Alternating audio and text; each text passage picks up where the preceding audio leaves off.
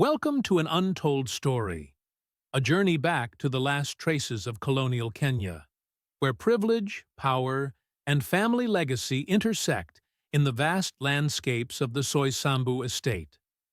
Today, we unravel the story of Lord Delamere and the Delamere Dynasty's final chapter, marked by drama, controversy, and a fierce legacy.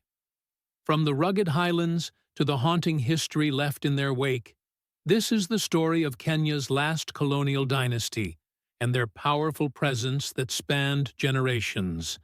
Join us as we dive deep into the rise and fall of the Delamere Empire.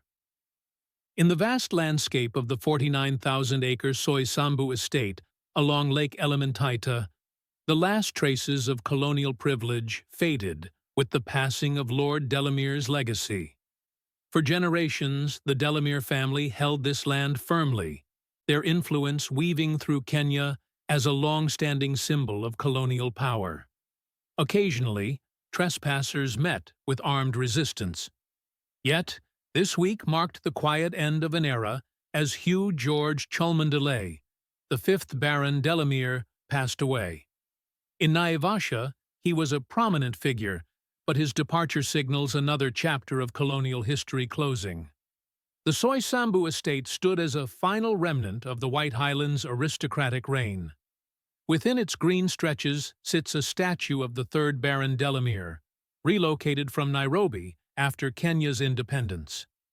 This monument, alongside a family cemetery, serves as a lasting symbol of a legacy that never fully let go of its colonial ambitions.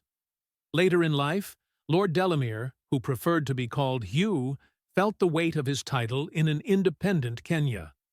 If his son, Tom Cholmondeley, had lived, he would have inherited the Delamere name.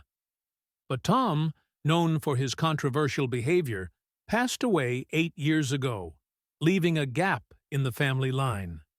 A Cambridge agriculture graduate, Hugh followed in his great-grandfather's footsteps as a farmer.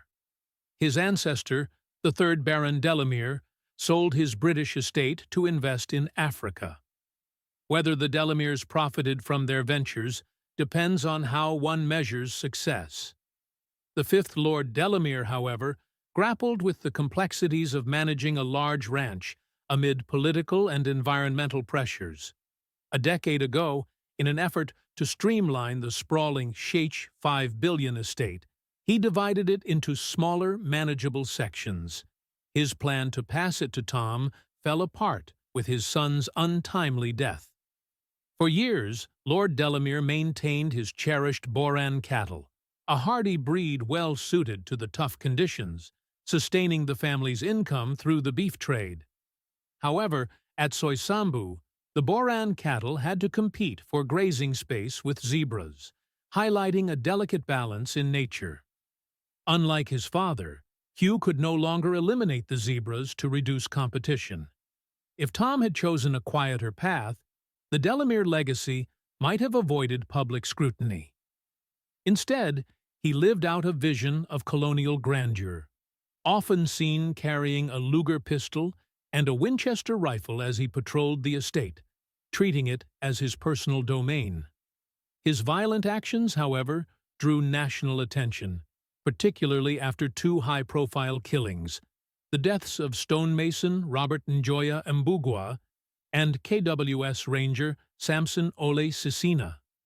These incidents highlighted the Delameres' fierce defense of their land and stirred a public outcry, exposing lingering racial inequities and the shadow of colonial privilege. There is a deep history here. Lady Delamere, Tom's mother, kept a loaded revolver under her pillow. In his later years, Lord Delamere tried to make amends for his son's actions. After Tom was convicted, Lord Delamere's world almost crumbled. He reached out to the families of the victims, offering restitution. He gave 50 cows to the KWS Rangers family and reportedly helped Mbugua's wife start a business. With Tom's death, the controversy subsided, but he had left his mark on the family's legacy. The third Baron Delamere first arrived in Kenya, determined to transform the land into a white man's country. and for nearly 70 years, the Delameres pursued that ambition. Known as D, the third Baron was both eccentric and fiercely determined, with a temper as fiery as his red hair. In 1897, he left his estate in Cheshire, arriving in Kenya with a large caravan for lion hunting. Delamere soon became a leading figure in establishing British settlements, leasing Maasai grazing lands from the colonial government in 1906 to experiment with wheat and dairy farming. Hugh's own life was intertwined with tales of colonial-era romance. He met Lady Anne, daughter of former colonial governor Sir Patrick Renison, at a dinner hosted by Diana Caldwell Broughton, a member of the scandalous Happy Valley set, known for its wild parties, drug use, and even murder. Diana herself was part of a sensational case in 1941 when her husband shot her lover. She later married into the Delamere family.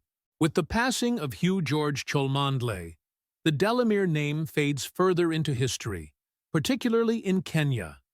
Many aristocratic families with colonial ties have left the region, and their empires have dwindled. Now, at Soysambu, the last of this aristocratic lineage has taken its final bow, closing the chapter on an era that once sought to make Kenya its own.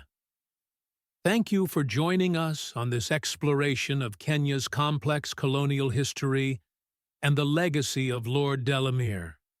As time erodes the monuments and memories of a bygone era, we're left with questions about the past, reflections on the present, and a path toward the future.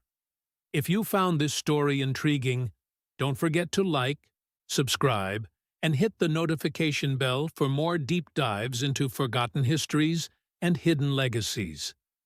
Let's keep the conversation going in the comments below. Until next time, thanks for watching. Sue.